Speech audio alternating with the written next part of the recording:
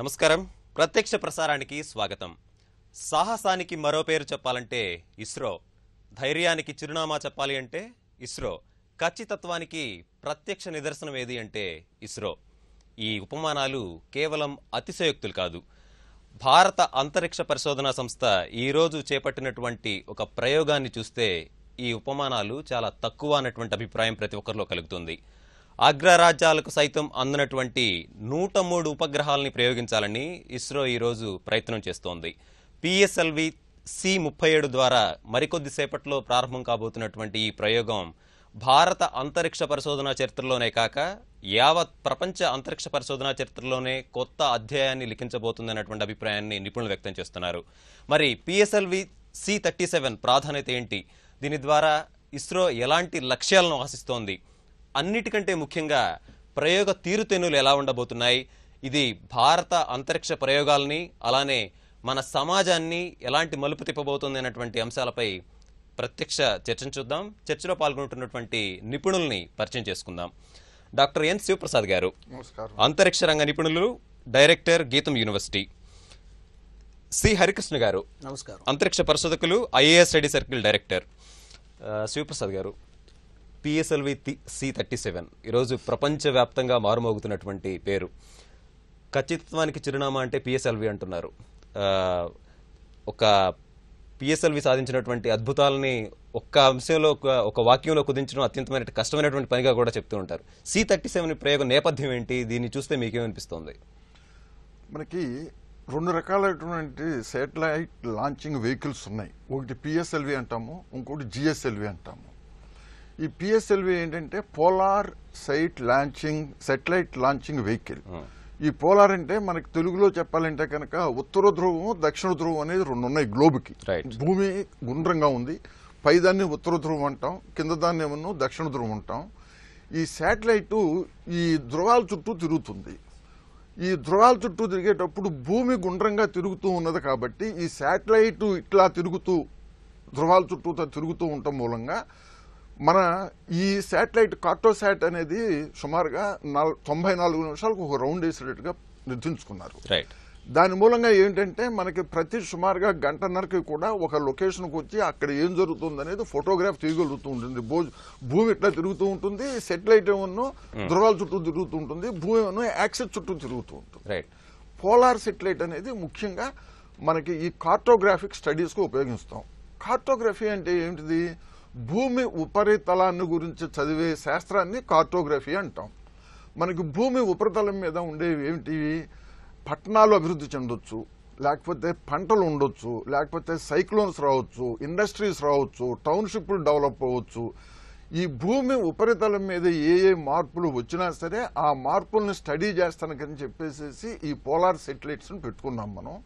మనకు అది శాస్త్రంగా అభివృద్ధి చేయడానికి, దేశం అభివృద్ధి చెందడానికి చాలా ముఖ్యమైనది. దాంట్లో ఈ శాటిలైట్ తిరిగే శాటిలైట్ ను చేసేదాన్ని పోలార్ శాటిలైట్ లాంచింగ్ వెహికల్ అంటాం. దాని ముఖ్యంగా అది ఈ పోలార్ శాటిలైట్ లో చూస్తే మీకు లాంచింగ్ వెహికల్ చూస్తే సుమారుగా 375 టన్నుల బరువు ఈ శాటిలైట్ కాదు, ఈ లాంచింగ్ వెహికల్ శాటిలైట్ తో కూడా కలిపి పిఎస్ఎల్వి C-37 మొత్తం దాని సెల్ఫ్ వెయిట్ చూస్తే కనుక 375 టన్నులు దాదాపుగా ఉన్నది. మరి ఈ 300 మనకు తెలుసు, ఒక చిన్న రాయి పైకి వేయాలి అంటే అది కిందకు వచ్చేస్తుంది. అంటే ఈ భూమి గ్రావిటేషనల్ ఇన్ఫ్లుయెన్స్ లో నుంచి గురుత్వాకర్షణ శక్తి అంటాం కదా, దీంట్లో నుంచి బయటికి వెళ్ళాలి. దీంట్లో నుంచి బయటికి వెళ్ళాలంటే బోల్డంత థ్రస్ట్ కావాలంటే, థ్రస్ట్ అంటే ఏంటంటే పైకి ఎగదోసే శక్తి, థ్రస్ట్ కావాలి. ఈ పైకి ఎగదోసే శక్తి ఎట్లా వస్తుంది? దానికి 45 సుమారుగా 44.4 మీటర్లు ఎత్తున్నది. దాంట్లో చాలా వరకు కూడా మనం ఫ్యూయల్స్ పెడతాం. లిక్విడ్ ఫ్యూయల్స్, సాలిడ్ ఫ్యూయల్స్, ప్రొపలెంట్స్ అంటారు. వాటిని ఫ్యూయల్ అనకుండా ప్రొపలెంట్స్ అంటారు. దీని మూలంగా థ్రస్ట్ వస్తుంది. ఇనీషియల్ స్టేజెస్ లో థ్రస్ట్ కావాలి కాబట్టి మనం రాకెట్ చూస్తే అంటే పిఎస్ఎల్వి దశల వారీగా ఉండేటటువంటి ఇంధనాన్ని ఉపయోగించి ప్రయోగం జరుగుతుంది. కరెక్ట్ శివప్రసాద్ గారు. అయితే ఇక్కడ చిన్న అంశం, హరికృష్ణ గారు, ఈ రోజు జరుగుతున్నటువంటి 104 ప్రయోగాల శాటిలైట్ ప్రయోగం 104 ఉపగ్రహాల ప్రయోగం ఒక అద్భుతమైనటువంటి ఘట్టం ఆవిష్కృతం కాబోతోంది అని చెప్పి అంటున్నారు. గతంలో ఎప్పుడైనా సరే ఏ అంతరిక్ష పరిశోధన సంస్థ అయినా సరే ఈ స్థాయిలో ఉపగ్రహాలను ప్రయోగించిందా? ఇప్పటి వరకు మనకున్నటువంటి అత్యధిక ఉపగ్రహ ప్రయోగాలు ఎక్కడి నుంచి జరిగాయి, ఏ సంస్థ చేసింది? అయితే ఇప్పుడు చూడండి, పిఎస్ఎల్వి యొక్క గొప్పతనం ఏంటంటే చాలా ఏళ్ల నుంచి పిఎస్ఎల్వి దాదాపు ఈ రోజు వరకు మనం తీసుకున్నట్లయితే పిఎస్ఎల్వి ఇప్పుడు పిఎస్ఎల్వి C37 ప్రయోగంతో ఇది సక్సెస్ అయితే దాదాపుగా 39 ప్రయోగాలు వరుసగా పిఎస్ఎల్వి ద్వారా ఇస్రో ప్రయోగించింది వరుసగా. అంటే అందులో మళ్ళీ ఇప్పుడు మొదటి ప్రయోగం 1993లో మొదటి ప్రయోగం విఫలమైంది. సో ఈ విఫలమైన దాన్ని మనం పరిగణలో తీసుకుంటే సో 38 విజయవంత ప్రయోగాలు వరుసగా సాధించినట్టు అవుతుంది పిఎస్ఎల్వి. అయితే ఇదివరకే పిఎస్ఎల్వి రికార్డు సాధించింది. పిఎస్ఎల్వి 2008లో ఏప్రిల్ 8న పిఎస్ఎల్వి C9 ఒకేసారి 10 ఉపగ్రహాలు ప్రయోగించింది. సో 2008 నుంచి 2017 వరకు మనం తీసుకున్నట్లయితే అతి తక్కువ కాలంలోనే బహుళ ఉపగ్రహాల ప్రయోగాన్ని ఇస్రో ఇలా ఈ స్థాయిలో సాధించడం అనేది గొప్ప విషయం. అయితే దీనికంటే ముందు రష్యా అత్యధికంగా 37 ప్రయోగాలని నిర్వహించడం జరిగింది ఒక రాకెట్ ద్వారా. సో ఇలా తీసుకుంటే మాత్రం ఒకేసారి 104 ఉపగ్రహాల ప్రయోగం అనేది పిఎస్ఎల్వి నిజంగా సాధిస్తున్నటువంటి గొప్ప ఘనతగా చెప్పుకోవాలి. శివప్రసాద్ గారు చాలా స్పష్టంగా చెప్పారు. కార్టోగ్రఫీ ప్రయోజనాలని మనం ఇప్పుడు ప్రయోగిస్తున్నటువంటి ఉపగ్రహం ద్వారా ఎలాంటి ప్రయోజనాలు దక్కొచ్చినటువంటిది. మరి ఈ 104 ఉపగ్రహాల్లో ఏ ఏ దేశాలు ఉన్నాయి? మన భారతదేశానికి సంబంధించి కాక ఇతర దేశాల ఉపగ్రహాలు ఏమైనా ఉన్నాయా? ఉన్నాయండి. సో ఇప్పుడు దాదాపుగా పిఎస్ఎల్వి C37 ద్వారా మొత్తం 104 ఉపగ్రహాలు అంటున్నాం. అందులో కేవలం 3 మాత్రమే భారతదేశానికి చెందినవి. సో ఇక మిగతా 101 ఉపగ్రహాలన్నీ విదేశానికి చెందినవి. అందులో 96 ఒక్క అమెరికాకు చెందినవి. 96 ఉపగ్రహాలు అమెరికాకు చెందినవి. అందులో 88 డౌ ఉపగ్రహాలు అంటాం. సో మిగతా 8 లీమర్ ఉపగ్రహాలు అంటాం. ఇవి కాకుండా ఇజ్రాయెల్, కజకిస్తాన్, అలానే నెదర్లాండ్, స్విట్జర్లాండ్ మరి యునైటెడ్ అరబ్ ఎమిరేట్స్ మొత్తం ఈ 5 దేశాలకు సంబంధించి ఒక్కొక్క ఉపగ్రహాన్ని ప్రయోగిస్తున్నారు. సో 5 దేశాల ఒక్కొక్క ఉపగ్రహం 5 ఉపగ్రహాలు ప్లస్ అమెరికాకు చెందినవి 96, 101, భారత్ చెందినటువంటి 3. ఈ మూడింటిలో ఒకటి కార్టోసాట్ 2 సిరీస్లో ఇప్పుడు ప్రస్తుతం 4వ ఉపగ్రహాన్ని ISRO ప్రయోగిస్తుంది. Cartosat 2A, 2B, 2C, ఇప్పుడు 2D ఉపగ్రహాన్ని ప్రయోగిస్తుంది. ఇది కాకుండా మళ్ళీ ఇండియన్ నానో శాటిలైట్ 1 అని కొత్త సిరీస్ని ఇప్పుడు ఇస్రో తీసుకొచ్చింది. INS అంటే Indian nano satellite 1A, Indian nano satellite 1B. అయితే ఇక్కడ విషయం మళ్ళీ ప్రస్తావించాల్సినటువంటి అంశం ఏంటంటే ఇటీవల కాలంలో టెక్నాలజీ బాగా అభివృద్ధి చెందడం ద్వారా ఉపగ్రహాల బరువు బాగా తక్కువైపోయింది. ఇప్పుడు సాంకేతికంగా నాసాని కనుక మనం తీసుకున్నట్లయితే నాసా వాళ్ళు ఈ మినియేచర్ ఉపగ్రహాలని ఒక కొత్త రకం ఉపగ్రహాలను అభివృద్ధి చేయాలని తద్వారా అన్ని దేశాలు ఈ మినియేచర్ ఉపగ్రహాలని ప్రయోగిస్తున్నాయి. అయితే శివప్రసాద్ గారు ఇక్కడ ఒక చిన్న అంశం, హరికృష్ణ గారు నాసా ప్రస్తావన తీసుకుని వచ్చారు. అటు ప్రపంచంలో అగ్రరాజ్యాలైనటువంటి అమెరికా కానివ్వండి లేదంటే రష్యా కానివ్వండి ఇప్పటి వరకు 4 పదుల్లోపు మాత్రమే ఉపగ్రహాలను ప్రయోగించగలిగాయి. కానీ ఈరోజు ఇస్రో దాదాపు 104 ఉపగ్రహాలు అన్నటువంటి ఒక బృహత్తర లక్ష్యాన్ని ఎంచుకుంది. మరి దీన్ని హరికృష్ణ గారు కూడా చెప్పారు, ఉపగ్రహాల యొక్క పరిమాణం తగ్గుతూ వస్తోంది, బరువు తగ్గుతూ వస్తుందని. మరి 104 ఉపగ్రహాలను ప్రయోగించగలిగినటువంటి శక్తి సామర్థ్యాలు, సాంకేతిక నైపుణ్యాలు ఇస్రోకు ఉన్నాయా? ఉన్నాయండి. మనకి మొట్టమొదటిది ర్యాకెట్ ప్రయోజనం చూస్తే సైకిల్ మీద తీసుకెళ్ళినట్టుగా మనం వాళ్ళ మ్యూజియంలో చూస్తాం. ISRO మ్యూజియం ఉంది. మనం తిరువనంతపురం అక్కడికి వెళ్తే మొట్టమొదటి శాటిలైట్ ని సైకిల్ క్యారేజ్ మీద తీసుకొచ్చేసేసి తుంబా దగ్గర నుంచి ప్రయోగం చేశారు. అక్కడి నుంచి దశల వారీగా మనం అభివృద్ధి చెందుతూ ఈరోజు 375 కిలోల టన్నుల బరువు ఉన్న ర్యాకెట్ ను బయటకు పంపిస్తున్నాం. అది గ్రాడ్యువల్ గా అభివృద్ధి చెందాం.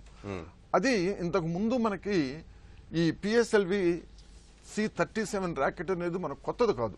ఇంతకు ముందే దీన్ని అనేక రకాలైన ప్రయోగాలు చేస్తున్నాం. అయితే ఈసారి ఏంటంటే కిందటిసారి దానికి ఇప్పుడు ఏంటంటే ఇంతకుసారి మనం ఈ 100 ఉపగ్రహాలు 104 ఉపగ్రహాలు చేయలేదు. దానికి కిందటిసారి మనం చేసింది 42 అనుకుంటాను, అంతవరకు చేసాము. ఈసారి ఏంటంటే నెంబర్ పెంచాం. ఈ శాటిలైట్స్ ఈ మెయిన్ శాటిలైట్ మనకి పంపించేది ఏమన్నా మనం ఇంతకు ముందు అనుకున్నట్టుగా ఈ కార్టోగ్రాఫ్ సిరీస్ లో 2D, దానికి తోడుగా మిగతా అన్ని చిన్న చిన్న ఉపగ్రహాలు. దాన్ని ఏమన్నంటే కో పాసింజర్స్ అంటాం. మెయిన్ పాసింజర్ అది. మెయిన్ ఏంటంటే దాని లక్ష్యం దాని కక్షలోకి పంపించడం మెయిన్ దాన్ని. దాని లైఫ్ సుమారుగా 5 సంవత్సరాలు, డిజైన్ లైఫ్ 5 సంవత్సరాలు. ఈ మిగతా అన్ని నానో ఏంటంటే చిన్న సైజుకి మన నానో కారు వచ్చింది, దాన్ని బట్టుగానే ఇప్పుడు నానో అనే మాట వరల్డ్ వైడ్గా అది మన నానో కారు దగ్గర నుంచి వచ్చింది. నానో సెటిలైట్ అన్ని చిన్నటన్నిటిని నానో అంటున్నారు. ఈ నానో సెటిలైట్లు బరువు చూస్తే మీకు 1.5, 1.6 కేజీ దగ్గర నుంచి 10 కేజీ వరకు ఒక్కొక్క శాటిలైట్ వెయిట్ ఒక్కొక్క రకంగా డిజైన్ చేసుకున్నారు. ఇవన్నీ ఏంటంటే పరిశోధన కోసం దాని నుంచి డేటా ఉపయోగం కోసం చేసుకోలేం మనం. ఇదేమన్నా 5 సంవత్సరాల లైఫ్ ఉందేమో, దాని నుంచి వచ్చే డేటా మనకు సర్వ్ చేస్తుంది.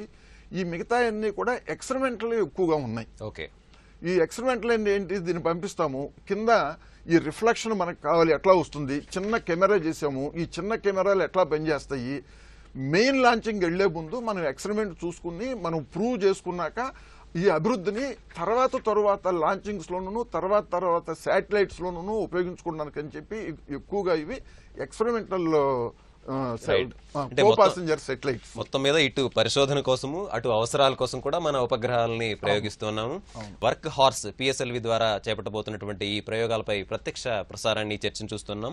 హరికృష్ణ గారు, ఇందాక మీరు చాలా స్పష్టంగా పేర్కొన్నారు, మనకి ఈ రోజు ఉపగ్రహాల పరిమాణం తగ్గుతుంది, చిన్నవవుతున్నాయి, మినియేచర్ అన్నటువంటి అంశాన్ని కూడా మీరు ప్రస్తావించారు. అంటే మరి మినియేచర్ ఉపగ్రహాలు ఎన్ని రకాలు ఉన్నాయంటారు? ఇలాంటి వాటిని ఏమన్నా పిఎస్ఎల్వి C37 ద్వారా మనం ప్రయోగిస్తున్నామా? అవునండి, దాదాపుగా ఇప్పుడు నాసా ఈ మినియేచర్ ఉపగ్రహాలని 3 రకాలుగా విభజించింది. ప్రపంచవ్యాప్తంగా కూడా దాదాపు ఇస్రోతో సహా అన్ని అంతరిక్ష సంస్థలు ఇదే మినియేచర్ ఉపగ్రహాల విధానాన్ని అవలంబిస్తున్నాయి. 1 కిలోగ్రాము అంతకంటే తక్కువ బరువు ఉన్నటువంటి ఉపగ్రహాలను పికోసాట్స్ అంటారు. అయితే 1 నుంచి 10 కిలోగ్రాములు బరువు ఉన్నటువంటి ఉపగ్రహాలను నానోసాట్స్ అంటారు. ఇప్పుడు మనం నానోసాట్స్ని ప్రయోగిస్తున్నట్టు. ఇక తర్వాత 10 కిలోగ్రాముల నుంచి 500 కిలోగ్రాములు వరకు ఉన్నటువంటి ఉపగ్రహాలను మైక్రో శాటిలైట్స్ అంటారు.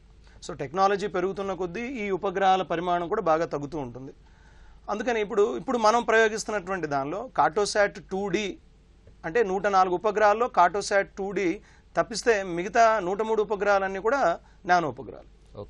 అది అందుకని నానో ఉపగ్రహాలు ప్రాధాన్యత పెరుగుతుంది, చిన్నవి అవుతున్నాయి. టెక్నాలజీ అభివృద్ధి చెందడంతో చిన్న ఉపగ్రహంతోనే చాలా రకాల అనువర్తనాలు మనం సాధించడానికి వీలవుతుంది. అంటే హరికృష్ణ గారు, ఈరోజు సాధారణ వ్యక్తికి ఎదురవుతున్నటువంటి సందేహం, ఉపగ్రహాలు దాదాపు 100 పైగా ఉన్నాయి, వరుసగా ఒకదాని తర్వాత ఒకటి కక్షలో ప్రవేశించేటటువంటి దశలో ఒకదాని ఒకటి ఢీకునేటటువంటి ప్రమాదం కానివ్వండి, అసలు ఇది ఎలా సాధ్యమవుతుంది? అంతరిక్ష అద్భుతాన్ని ఇస్రో ఏ విధంగా సఫలీకృతం చేయబోతోంది, దీని గురించి కొంచెం వివరిస్తారా? అవును, ఇప్పుడు చూడండి, మనం 104 ఉపగ్రహాలను ప్రయోగించబోతున్నాం.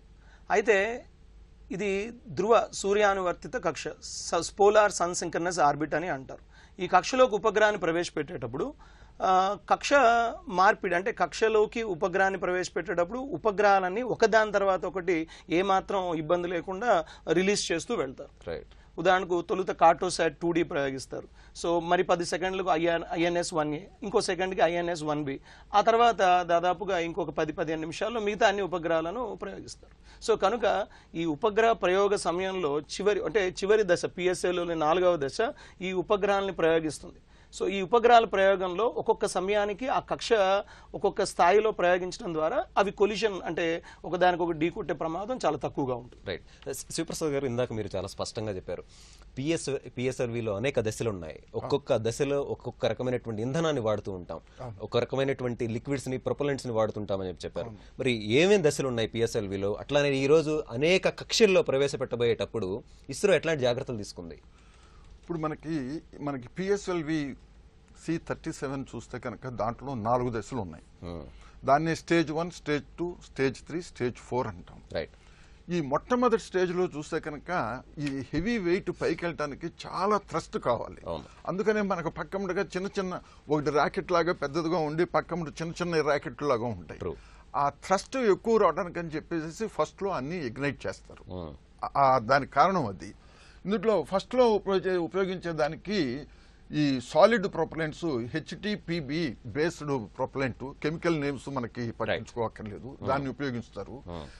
దాంట్లో ఫస్ట్ స్టేజ్ కొంత హైట్ వెళ్ళినాక ఇది సపరేట్ అయిపోతుంది. ఎందుకని ఈ ఫస్ట్ స్టేజ్లో దీన్ని పెట్టుకోవడానికి అని చెప్పేసి 2 మీటర్స్ డయామీటర్ ఉన్నటువంటి స్టీల్తో చేసిన హెవీ వెయిట్ ఉంటుంది. లిక్విడ్ సాలిడ్ ప్రొపలెంట్స్ తో కాకుండా ఈ ర్యాకెట్ వెయిట్ ఉంటుంది.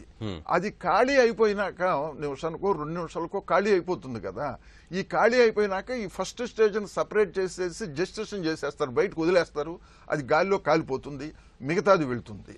అట్లా కొంత పైకి ఎత్తు కొంత దూరం వెళ్ళిపోయినాక సెకండ్ స్టేజ్ సపరేట్ చేసేసి ఆ అనవసరమైన బరువుని తగ్గించేసుకుంటారు. ఫ్యూల్ అయిపోయినాక ఆ షెల్ అక్కర్లా మనకి.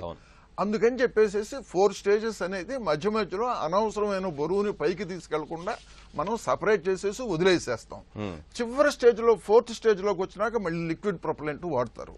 అందులోది liquid propellant MMH plus MON3 అని చెప్తాము, కెమికల్ నేమ్స్ అవి. ఆ ప్రొపలెంట్ ని తీసుకొచ్చి స్టేజ్ 4 లోకి అని చెప్పి తీసుకెళ్తాం అనమాట. సో మనకి ఈ పిక్చర్ లో చూస్తే ఈ స్టేజెస్ తెలుస్తూ ఉన్నాయి, స్క్రీన్ మీద పక్కన చూపించారు ఆ పిక్చర్ ని. సో ఇందులో ఏమిటిది, పైకి వెళ్ళిపోయినాక ఇది ఈ వెలాసిటీ ఎంత వస్తుందంటే సుమారుగా 7.6 కిలోమీటర్స్ పర్ సెకండ్ వెలాసిటీతో పైకి వెళ్తాం. స్టేజ్ 4 లోకి వెళ్ళిపోయేటప్పటికి స్టేజ్ స్లోగా పికప్ అవుతుంది. 0 వెలాసిటీ స్టార్టింగ్ అప్పుడు. ఆ 0 వెలాసిటీది అక్కడి నుంచి 451 మీటర్స్ పర్ సెకండ్ అట్లా అట్లా పెరుక్కుంటూ వెళ్ళిపోయి చివరి స్టేజ్ లోకి వచ్చేటప్పటికి 7.5 కిలోమీటర్స్ పర్ సెకండ్ స్పీడ్ లో వెళ్తుంది. ఇప్పుడు ఇందాక హరిగారు చెప్పారు మనకి ఆ దగ్గరకు వెళ్ళిపోయినాక ఒకదాని తర్వాత ఒకటి ఫ్రాక్షన్ ఆఫ్ ది సెకండ్ లేకపోతే సెకండ్లో సపరేట్ అవుతుంది అని చెప్పారు. ఈ మనకు 104 సెటిలైట్లో ఫస్ట్ మెయిన్ సెటిలైట్ మనకి కార్టోగ్రాఫ్ 2D కాబట్టి దాన్ని పంపించేసేస్తారు. మనకి లాంచ్ అయిపోయినాక అది 17 నిమిషాల 29 సెకండ్లకి ఫస్ట్ అది బయటకు వచ్చేస్తుంది. కార్టోసాట్ 2D అయిపోతుంది. అది అయిపోయినాక అర సెకండ్ లో మన నెక్స్ట్ ది INS-1A అని అనుకున్నాం కదా, అది వస్తుంది.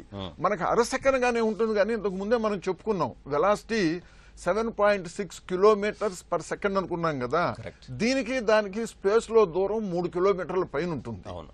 అది అయిపోయినాక మళ్ళీ ఇంకొక అర సెకండ్ లో నెక్స్ట్ ది 1B వస్తుంది, INS-1B వస్తుంది. అంటే మళ్ళీ అక్కడి నుంచి మనం 3 కిలోమీటర్లు వెళ్ళిపోతున్నాం. అంటే ఉపగ్రహానికి మధ్య కిలోమీటర్ల దూరం ఉంటుంది. సెకండ్స్ అని అనుకున్నా సరే ఆ ఎత్తులో ఆ వేగంలో ఇది ఏ ఎత్తులో ఉంటాయి సుమారుగా మనకి 500 కిలోమీటర్ల పైన ఎత్తులో ఉన్నాయి ఇవి.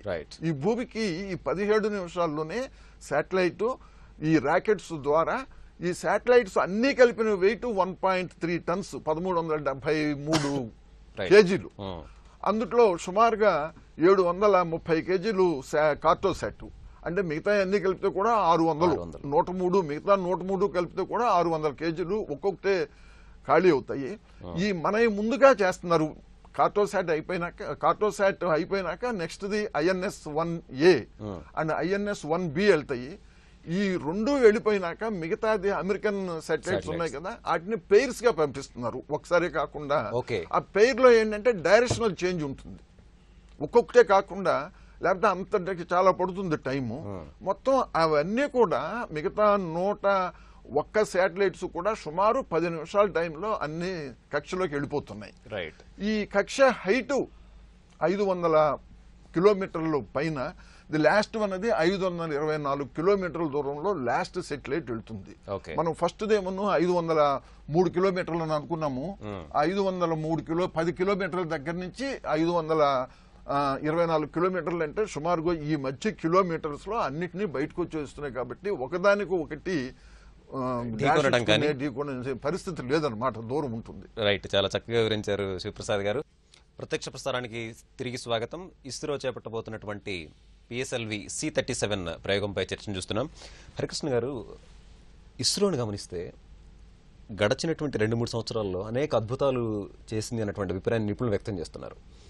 అది నావిక్ వ్యవస్థను ఏర్పాటు చేయడం కానివ్వండి, స్క్రామ్జెట్ లాంటి వాటిని ప్రయోగించడం కానివ్వండి, ఇలాంటి అనేక ప్రయోగాలు చేసినటువంటి ఇస్రో ఇప్పుడు C-37 వైపు వెళ్ళింది. అయితే కొంతమంది వ్యక్తం చేస్తున్నటువంటి సందేహం, PSLV ద్వారా అనేక ప్రయోగాలు చేస్తున్నాం, దీన్ని మనం మళ్ళీ ఉపయోగించుకునేటువంటి అవకాశం ఉందా? ఇలాంటి ప్రయోగాన్ని ఇస్రో గతంలో ఏమన్నా నిర్వహించిందా? ఇప్పుడు C-37 ద్వారా ఇలాంటి ప్రయోగానికి సంబంధించినటువంటి పురోగతి ఇంకేమన్నా ఉండబోతోందా? అంటే పిఎస్ఎల్వి C-37 ఇది పునర్వినియోగ రాకెట్ కాదు, రైట్. అంటే రీయూజబుల్ లాంచ్ వెహికల్ అంటాం. అయితే భారత్లో ఉన్నటువంటి ప్రస్తుతం 2 రాకెట్లలో జిఎస్ఎల్వి కానీ పిఎస్ఎల్వి కానీ ఇవేవి కూడా మళ్ళీ మనం తిరిగి ఉపయోగించుకోలేం. ఈ 4 దశలు పిఎస్ఎల్వి, 3 దశలు జిఎస్ఎల్వి ఒకసారి ఉపగ్రహాన్ని పైకి పంపించిన తర్వాత, కక్షలోకి నెట్టిన తర్వాత ఇవి విడిపోయి కింది భాగాన్ని బంగాళాఖాతంలోకి పడిపోవడం జరుగుతుంది శిథిలాలుగా. అయితే ఇది నిజంగానే ఖర్చు ఎక్కువ అవుతున్నటువంటి అంశం కూడా. పునర్వినియోగ రాకెట్ అంట, రీయూజబుల్ లాంచ్ వెహికల్. ఇప్పుడు చూడండి, అంతర్జాతీయ స్థాయిలో మనం తీసుకోగలిగితే ఇప్పుడు ఈ లాంచ్ వెహికల్ మార్కెట్ అనేది $multi-billion ఇండస్ట్రీగా మారుతుంది. అయితే భారత్ ఇప్పుడు కొద్దిగా ఆలస్యంగానే రీయూజబుల్ లాంచ్ వెహికల్ని కొద్దిగా ఆలస్యంగానే తీసుకొస్తుంది. మధ్యలో జిఎస్ఎల్వి ప్రయోగాలు 2010లో 2 ప్రయోగాలు విఫలమయ్యాయి.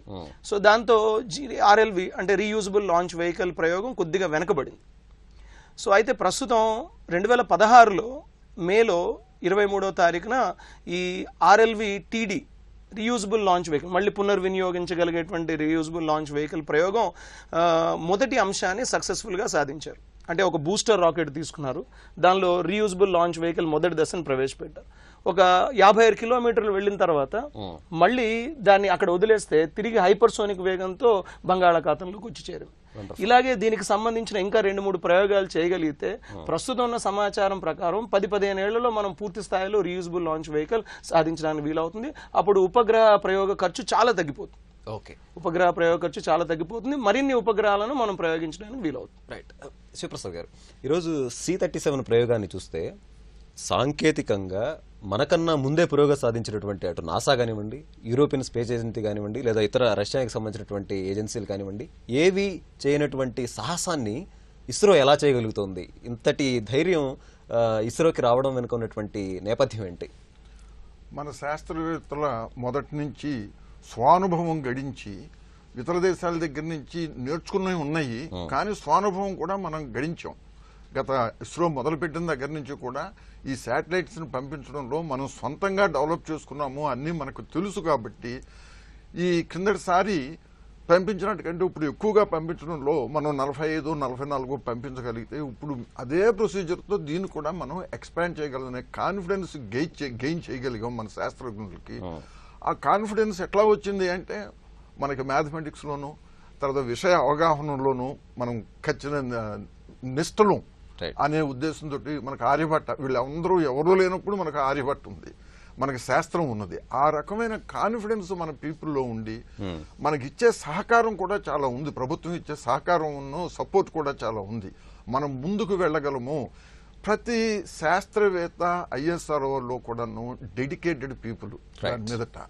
ఆ డెడికేషను, సీరియస్నెస్ వరకు వెళ్తారు. మనం సాధించాలనే పట్టుదల, మనం చేయగలిగే కాన్ఫిడెన్స్ తీసుకొచ్చి ఈ రోజు మనం మొట్టమొదటిసారిగా 104కి వెళ్ళగలుగుతున్నాం. వాటి ఇతర దేశాలు చేయలేదు, మనం ఏమైపోతాము, మనం చేయగలమా లేవా అనేది అట్లా భయపడకూడదు. మనం లెక్కలు వేసుకున్నాము, మనకి ఇంతకు ముందు అనుభవం ఉంది, వాటిని ఎక్స్టెండ్ చేసాము. 104కైనా ఇదే పద్ధతిగానే ఎక్స్టెండ్ చేసాము. క్యాలిక్యులేషన్స్గా మనం కంప్యూటర్ల మీద చూసుకున్నాము. మనకు కాన్ఫిడెన్స్ గెయిన్ అయినాక మేము చేయగలము, చేస్తామని చెప్పేసి మనం ముందుకు వచ్చాం. ఈ నేపథ్యంలో ప్రత్యక్ష ప్రసారాన్ని, ప్రత్యేక చర్చను చూస్తున్నాం. హరికృష్ణ గారు, మనం చూస్తే గతంలో భారతదేశానికి సంబంధించినంత వరకు అటు అంతరిక్ష రంగంలోనూ ఇటు న్యూక్లియర్ ఎనర్జీకి సంబంధించి కూడా అనేక చేదు అనుభవాలు అగ్రరాజ్యాల నుంచి ఎదురైనటువంటి నేపథ్యం ఉంది. క్రయోజెనిక్ టెక్నాలజీ లాంటి కీలక పరిజ్ఞానాన్ని అగ్రరాజ్యాలు మనకి నిరాకరించాయని చెప్తారు. దీని నేపథ్యం ఏంటి? మరి ఈ దశ నుంచి ఇస్రో ఎలా ముందుకు రాగలిగింది? అంటే ఇక్కడ ఒక విషయం చెప్పాలి. మనం అంతరిక్ష రంగంలో భారత్ ఈ స్థాయిలో విజయం సాధించగలిగిందంటే దానికి పూర్తి స్థాయి చారిత్రాత్మక నేపథ్యం అనేది కనిపిస్తుంది. ముఖ్యంగా 1962లో ఎప్పుడైతే మొదటిసారిగా INCOSPAR, Indian national committee for space research ఏర్పాటైంది, ఆ తర్వాత భారత్ ఇస్రో ఏర్పాటైంది 1969లో. ఈ సమయంలోనే అదే 69లో అపోలో మిషన్ ద్వారా చంద్రుడిపైకి కాలు మోపాడు మానవుడు. నాసా ఈ విజయం సాధించింది. ఈ సమయంలో వచ్చిన ఇస్రోని కొద్దిగా కించపరుస్తూ కూడా నాసా ప్రతినిధులు మాట్లాడిన సందర్భం కూడా కనిపిస్తుంది. అయితే మనం ఇప్పుడు పిఎస్ఎల్విలో చాలా అద్భుతమైన విజయాలు చూస్తున్నాం. పిఎస్ఎల్విలో ఇప్పుడు పిఎస్ఎల్వి C-37 ద్వారా 39 పిఎస్ఎల్వి ప్రయోగాలు, 38 వరుస విజయవంత ప్రయోగాలు సాధించినట్లు అవుతుంది. అయితే జిఎస్ఎల్విలో చరిత్ర ఇలా లేదు. ఎందుకంటే జిఎస్ఎల్వి 3 దశల నౌక, 3వ దశ క్రయోజెనిక్. అసలు క్రయోజెనిక్స్ అంటే ఏంటి? క్రయోజెనిక్స్ అంటే ఈ శీతల ఉష్ణోగ్రతల వద్ద పనిచేసే టెక్నాలజీ అధ్యయనం క్రయోజెనిక్స్ అంటాం, అంటే సబ్ జీరో టెంపరేచర్స్. సో -150 అంతకంటే తక్కువ డిగ్రీల ఉష్ణోగ్రత వద్ద పనిచేసేది క్రయోజెనిక్.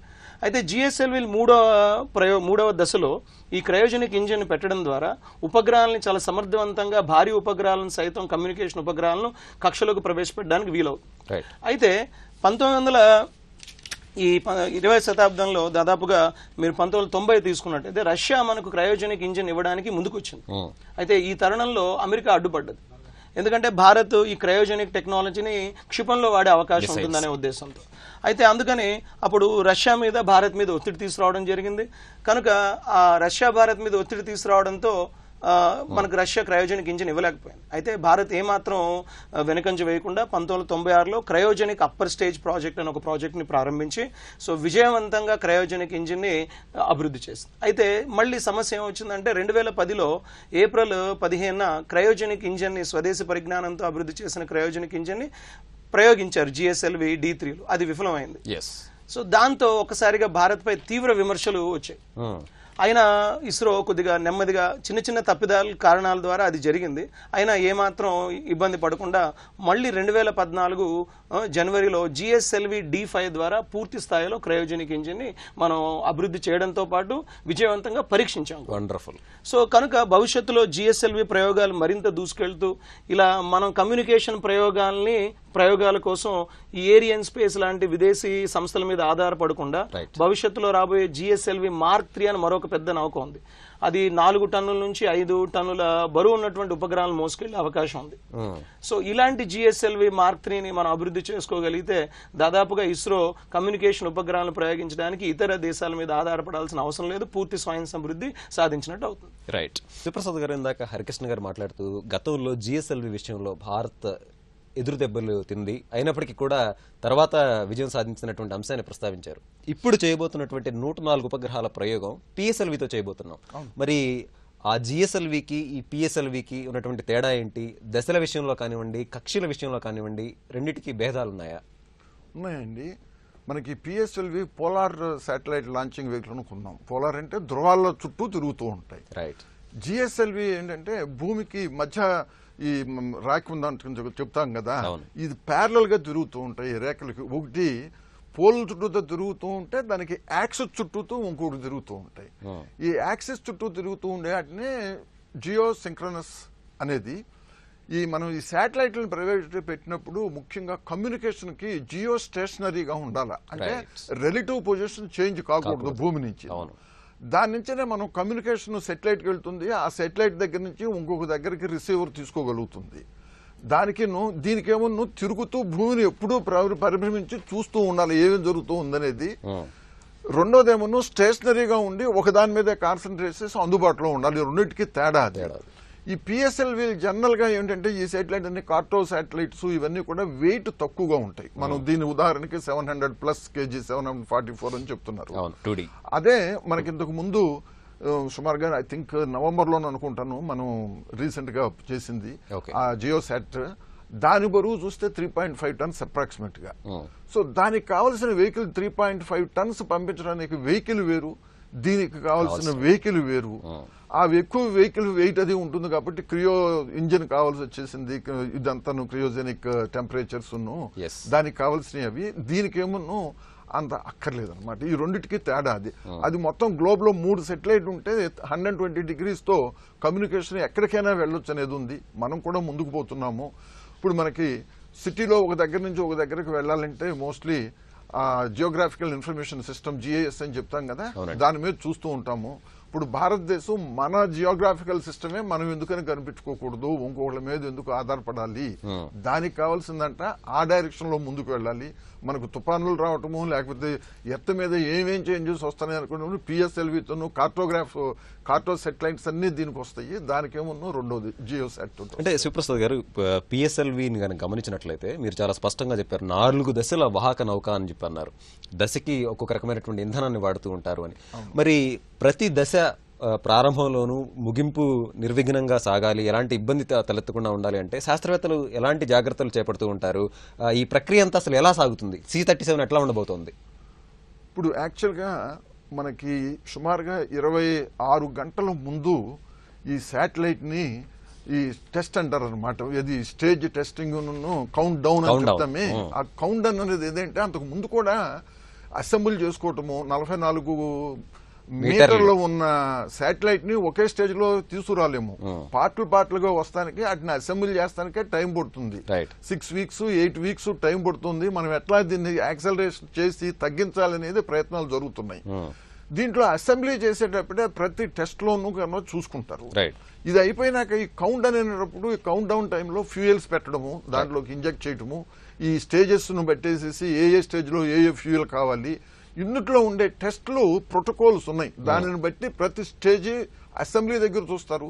ఈ అసెంబ్లీకి వచ్చే ముందే ల్యాబొరేటరీస్ లోనే మ్యానుఫ్యాక్చర్ దగ్గర ల్యాబొరేటరీ దగ్గర కూడా ప్రతి పార్టు క్షుణ్ణంగా పరీక్ష చేస్తారు. రిలయబిలిటీ చాలా కావాలన్నమాట. అట్లాంటి పరీక్ష చేసినట్ని అసెంబ్లీకి వచ్చినాక మళ్ళీ అసెంబ్లీ దగ్గర కూడాను ఎవ్రీ స్టేజెస్ అసెంబ్లీలో కూడాను పరీక్షలు చేస్తారు. రైట్. హరికృష్ణ గారు ఇందాక శివప్రసాద్ గారు మాట్లాడుతూ చాలా స్పష్టంగా చెప్పారు. ఇటు ప్రయోగం అనుకున్నటువంటి దగ్గర నుంచి ప్రతి దశలోనూ అత్యంత జాగరూకతతో ఇస్రో ముందుకెళ్తుందని చెప్పేసి, మరి ప్లానింగ్ ప్రక్రియ అంతా ఎలా కొనసాగుతుందంటారు? శాస్త్రవేత్తలు దీనికోసం ఎట్లాంటి కృషి చేస్తూ ఉంటారు? ఇస్రో కోసం పనిచేసినటువంటి ప్రముఖులు ఎలాంటి దృష్టి పెట్టారు వీటిపై? అంటే ఇప్పుడు చూడండి, ఇస్రోలో దాదాపు 18,000 మంది పనిచేస్తున్నారు. అందులో దాదాపు 15,000 మంది ఇంజనీర్లు, సైంటిస్టులే ఉన్నారు. సో వీళ్ళంతా ఏంటంటే ఇప్పుడు ఏదైనా సరే ఒక కార్యక్రమాన్ని చేపట్టాలి అంటే ఇది నిన్నటికి నిన్న చేసి అనుకుని చేసేదేమీ కాదు. ముఖ్యంగా ఇక్కడ ఏంటంటే అడ్కాజ్ అని ఒక కమిటీ ఉందండి, అడ్వైజరీ కమిటీ ఫర్ స్పేస్ అనేది. ఈ అడ్వైజరీ కమిటీ ఫర్ స్పేస్ అనేది ఒక ఇస్రో క్యాలెండర్ తయారు చేస్తుంది. మనకి 2020 తర్వాత వరకు ప్రయోగించాల్సినటువంటి ఉపగ్రహాలన్నీ కూడా అలానే అభివృద్ధి చేయగలిసినటువంటి నౌకలన్నింటిపై సమాచారం ఆల్రెడీ ఉంది. సో కనుక ఇది ఒక ప్రణాళికతో సాగేటువంటిది.